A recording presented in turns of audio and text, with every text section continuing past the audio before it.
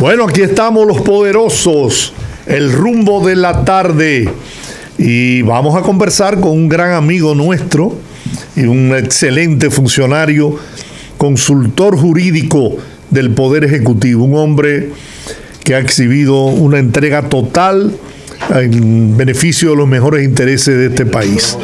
El doctor Antoliano Peralta está con nosotros esta tarde, privilegiando este programa. Buenas tardes, Jorge. Buenas tardes, Rudy. Lo demás, el privilegio es mío. Gracias, Antoliano. Muy amable de tu parte. Bueno, los demás es Juan TH. Bueno, eso es lo demás, pero claro que sí, bien dicho. Ese casi que me trata, lo estoy llamando esta mañana. Bueno, yo no me meto en ese pleito, allá ella. Y hace bien. No, lo que pasa es que Juan sabe que nosotros somos los demás de los demás. Así mismo es. Antoliano, el tema que nos motiva principalmente a llamarte es el tema del proyecto de ley para la creación de la Dirección Nacional de Inteligencia, que viene a sustituir el DNI actual, Dirección Nacional de Investigaciones, y hace un acoplamiento de los organismos de inteligencia y seguridad del Estado en una gran estructura a manejarse desde el Palacio Nacional. Ahora mismo se maneja del Palacio Nacional porque el DNI es una dependencia del Poder Ejecutivo y a final de cuentas el presidente, cual que sea, es el comandante en jefe de las Fuerzas Armadas y son organismos de la estructura de seguridad del Estado desde los cuarteles. Sin embargo, esta superestructura ha movido a ciertas preocupaciones en diferentes sectores. Yo sé que es un mandato de la Constitución, sin embargo, yo he hablado con algunas personas y su preocupación, en cierto modo, es generar una estructura de inteligencia, una superestructura que se maneje desde Palacio directamente, creando una posibilidad de tener toda la inteligencia y todos los estamentos de seguridad concentrados en una misma área. Y esto lo recuerdan por dos casos. Lo que pasó con el Departamento Nacional, lo que se llama la Organización Nacional de Seguridad de los Estados Unidos, la Agencia Nacional de Seguridad, la NSA, y cómo después del 911 se conformó y hubo que, en cierto modo, liberar ciertas situaciones, y la experiencia amarga que todos recordamos de un Vladimiro Montesino en Perú, de cómo asumió el gobierno desde el propio Palacio, el despacho presidencial, con un hombre como este, la posición de tener todo este control y todo este poder bajo su mando. Y uno dice, no es la intención del presidente Luis Abinader, lo podemos entender, pero si eso se queda, Luis Abinader no va a ser eterno en la presidencia. A lo mejor venga otro que sea con tan buenas intenciones, pero no sabemos en qué momento pudiera caer en manos de otras personas. Ese más o menos es el contexto de lo que te estoy hablando. Sí, bueno, Rudy, mira, lo que tú manifiestas como una preocupación es la parte más loable de este proyecto de ley. Pero yo voy a hacerle un símil con lo que pasa con el Ministerio Público. El presidente ha designado un Ministerio Público que actúa con independencia, y el presidente ha inducido a que el Ministerio Público actúe de la forma más institucional y más pegado a la legalidad. Pero el presidente quiere que esto se consagre en la Constitución. Es decir, que no se quede como una simple voluntad de él o de un presidente determinado, sino que sea un asunto normativo.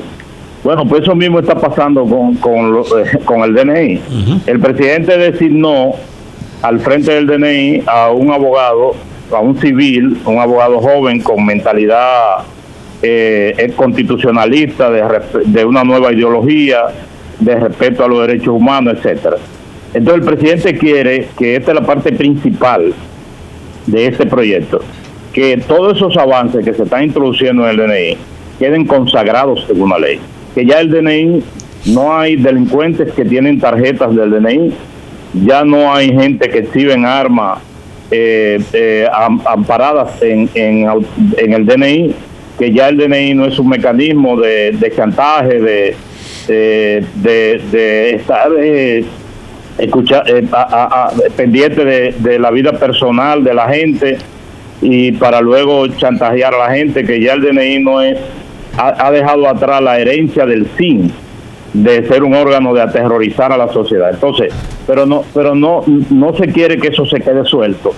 Y por eso se ha propuesto este proyecto de ley que crea lo que se llama el Sistema Nacional de Inteligencia. Pero todas las instituciones del Estado que ejercen trabajo de inteligencia seguirán haciéndolo igual. No es cierto, algunos medios de comunicación, probablemente sin mala fe, pero con un poco de desinformación, han dicho que todo esto va a desaparecer. No.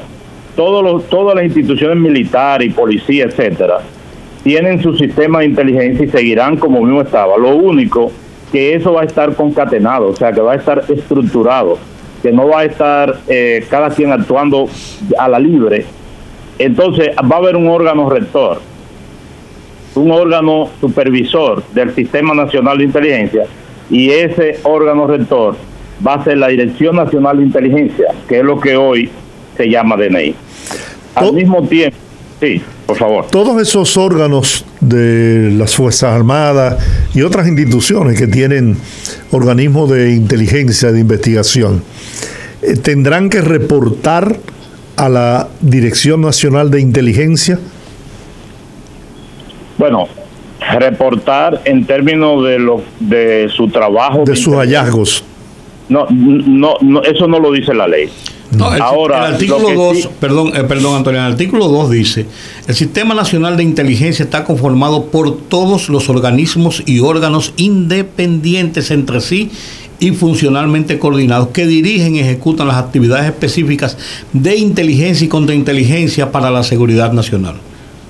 Vamos al párrafo.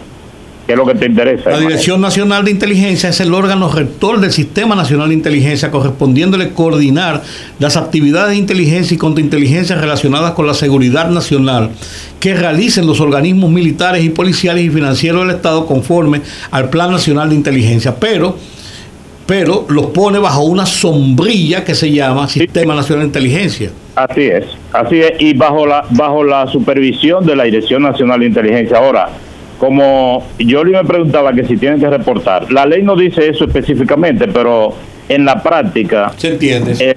El Departamento Nacional de Inteligencia ahora trabaja en coordinación con estas instituciones, sus departamentos de inteligencia trabajan en coordinación con el Departamento Nacional de Inteligencia, y al fin y al cabo todo esto va a terminar, todo termina reportándole al Poder Ejecutivo, al Presidente de la República. Antoliano, sí, durante muchos años,